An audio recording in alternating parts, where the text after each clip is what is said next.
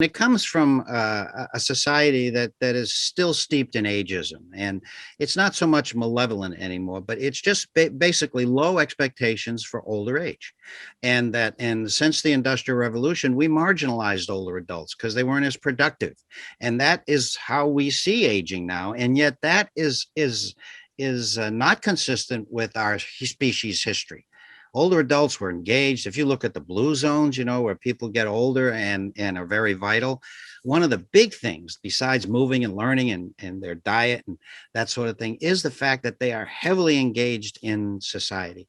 So that is a critical component, and being engaged is you've seen a curve that you're born, you become your best, and then you see a long decline now, which is what we see. And we don't want that. We want to stay at high levels of performance, which is healthy longevity. It's called compression of morbidity in public health. Morbidity is when we're sick and impaired, and we want to compress that time. And how do we do that? The default position, Ross, is to decline. It is. I mean, I'll be truthful. But in order to not do that, to have a longevity that's healthy, it requires you to grow, to learn new things, to try new things. That's important for the brain. We're learning about neuroplasticity in the brain. We're the architects of our brain. If we learn new things, we're growing new brain tissue.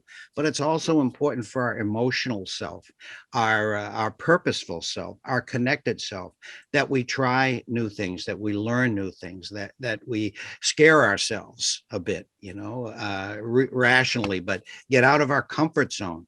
The Ellen Langer from Harvard, great book, Counterclockwise, she talks about this, and you can change your physiology. And this whole idea of older age is only about decline.